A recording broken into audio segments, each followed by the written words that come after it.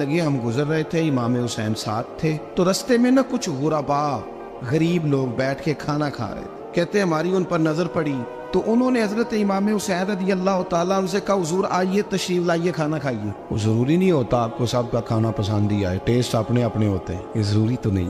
کھانا پسند نہ بھی آئے تو دل تو پھر بھی راضی رکھنا چاہیے۔ قربان جائیں نبی پاک نے کس طرح ہماری تربیت کی۔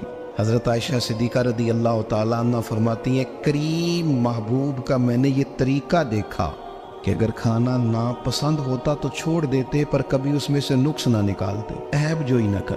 گرمی کے موسم میں کھڑی ہے بیچاری خاتون اور کتنی مشقت سے اس نے کھانا بنایا اور کتنی گرمی صحیح ہے چولہے کے سامنے، لیکن صاحب کو کھانا رکھا ہے تو وہ کہتے ہیں یہ تو کی پکایا ہے، وہ کھانے والی چیز ہے بھئی، اس طرح کرنا، اب جو اگلی انڈیا وہ تو پکا، نہ تو کھڑا ہو۔ یہ پتہ چلی یہ کام کتنی مشقت کا ہے۔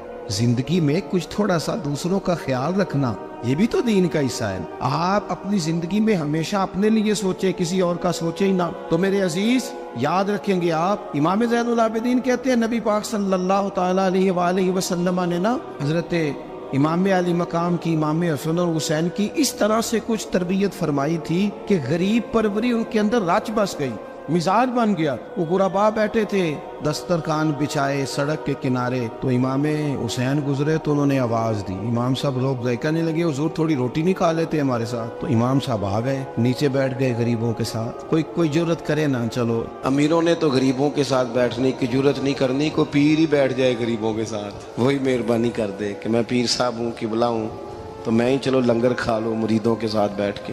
ہماری تو محفلوں میں بھی نا جی نعت خانوں کا، مولویوں کا، دوسروں کا کھانا اور ہوتا ہے، اور غریب آدمی کو شاپر میں چاول ڈال کے دیتے ہیں اور ساتھ اسے کہتے ہیں یہ لنگر شریف ہے۔ بھئی اگر یہ شریف ہے، تبرک ہے، تو اے پیر صاحب نو نہیں سی لنگدا، اڑتا ہے گلے میں لنگر ان کو۔ یہ لنگر شریف جو ہے یہ نعت خان کو بھی تو گزرنا، تبرک ہے کہ نہیں؟ ہاں نہ تو کرو نا، تو جیڑی زیادہ تبرک والی شے ہے وہ پیراں نو بھی تو کھانی چاہیے نا، نعت خان کو اس کے لیے علیحدہ سے مرغ مسلم اعلیٰ کھانے۔ میں اکثر دوستوں سے کہتا ہوں چلو میلاد شریف پہ صحیح سب کے لیے اچھا کھانا پکاؤ، چلو جس غریبوں کے بچوں کو بیچاروں کو سارا سال وہ بوٹیوں کے لیے لڑتے ہیں، تم میلاد پہ اچھی روٹی پکا دو، تو بچہ جب کھائے گا نا بہت ساریاں بوٹیاں اور چاول، اور اپنے ابا سے پوچھے گا کہ ابا جی آج کی گل ہے، تو ہو سکتا ہے غریب باپ رو ہی پڑے اور اسے کہے پتر تو آج راج راج کے کھاج ساڑھے نبی پاک دا میلاد شریف۔ تو امام حسین رضی اللہ تعالیٰ عنہ نا آ کے غریبوں کے بیچ بیٹھ گئے زمین پہ، انہوں نے کہا کھائیے، تو وہ جس طرح وہ کھا رہے تھے نا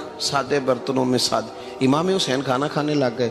میں نے کہا خیر کا کام کوئی بھی ملے اسے ضائع، چلو اور کچھ نہیں کر سکتے تھے، کسی کو سڑک ہی پار کرا دینا بھی نہ کو، چلو اور کچھ نہیں کر سکتے تو آپ کو پتہ ہے کہ سامنے والا بوجھ لے کے گزر رہا ہے، آپ تھوڑا سا ہٹ جائیں روڈ سے، اسے گزر لینے دیں، کوئی تو کام زندگی میں کوئی ارادہ تو خیر کا بندہ کرے۔ امام حسین بیٹھ گئے، ان کے ساتھ روٹی کھائی، تھوڑی دیر کے بعد اجازت لی، فرمایا جاؤں؟ کہنے لگے حضور اور کھائیے، فرمانے لگے میں تو ابھی روٹی کھا کے آیا تھا اور آج تک ایسا نہیں ہوا کہ دوبارہ کھانا کھاؤں، ایک لقمے کی بھوک نہیں تھی، جتنا بھی کھایا ہے نا یہ تمہارا دل خوش کرنے کے لیے کھایا ہے۔ غرباء مساکین کی وعامل الصالحات، ایماندار بندہ ایمانداروں جیسے کام کرتا ہی اچھا لگتا ہے۔ 25 حج کیا امام حسن اور حسین نے مدینے سے مکے پیدل جا کے۔ میں کہتا ہوں چلو ہم باجماعت نماز ہی پڑھ لیا کریں، چلیں حضور صلی اللہ علیہ وسلم نے فرمایا فجر کی نماز پڑھ کے بیٹھ جاؤ، اشراق چاشت تک اللہ کا ذکر کرو، 2 نفل اشراق کے 2 چاشت کے پڑھ لو، اللہ 2 حج اور 2 عمرے کا ثواب عطا کر دے گا۔ مشکل کام تو نہیں۔ اہل بیت نے ہمیں سبق یہ پڑھایا ہے، حضور کے اصحاب نے ہمیں سبق یہ پڑھایا۔ تیسری بات فرمایا وَتَوَاصَوْا بِالْحَقِّ، صرف یہ نہیں کہ تم نماز پڑھ کے تو بیٹھ جاؤ، تم نے نا بے نمازی کو نماز کی دعوت بھی دینی ہے۔ مظلوم پر ظلم ہوتا رہے اور کونے میں چپ کر کے بیٹھے نہیں رہنا، بلکہ اگر ہاتھ پکڑا جا سکتا ہے تو ظالم کا ہاتھ پکڑنا ہے۔ نبی پاک علیہ الصلوۃ والسلام نے فرمایا اپنے بھائی کی مدد کرو چاہے وہ ظالم ہو یا مظلوم ہو، بھائی کی مدد کرو چاہے ظالم ہو یا مظلوم ہو۔ تو صحابہ نے عرض کی یا رسول اللہ صلی اللہ تعالیٰ علیہ وسلم یہ مظلوم کی مدد تو سمجھ میں آتی ہے، یہ ظالم کی مدد کیسے کریں؟ نہیں سمجھ آ رہی ہے آپ کو بات؟ یا رسول اللہ صلی اللہ تعالیٰ علیہ وسلم مظلوم کے ساتھ کھڑا ہونا تو ہماری عقل میں آ گیا، تو ظالم کی مدد کیسے کرنی ہے؟ نبی پاک صلی اللہ تعالیٰ علیہ وسلم نے فرمایا ظالم کو ظلم کرنے سے روک دو، تم نے اس کی مدد کر دی، اسے باز کرو۔ لیکن ہم تو اتنی جرت ہی نہیں رکھتے بدی کو بدی کہنے کی، اتنی طاقت ہی نہیں ہوتی۔ جھوٹ کو جھوٹ کہنے کی ہمت. ہمارے گھر میں سارا کچھ ہو رہا ہوتا ہے, ہمیں پتہ ہوتا ہے کہ فلاں جگہ پہ ہمارا قبیلہ, ہماری برادری غلط ہے, پر اتنی جرت کرتے ہم سچ بولتے ضرور ہیں, پر دوسروں کے بارے میں, اپنے بارے میں سچ بولنے کو تیار نہیں ہوتے. جرت کا مظاہرہ کریں زندگی میں, حق کو حق کہنا سیکھیں, غلط کو غلط کہنا سیکھیں, جھوٹ کو جھوٹ کہیں, بدی کو بدی کہیں, سچائی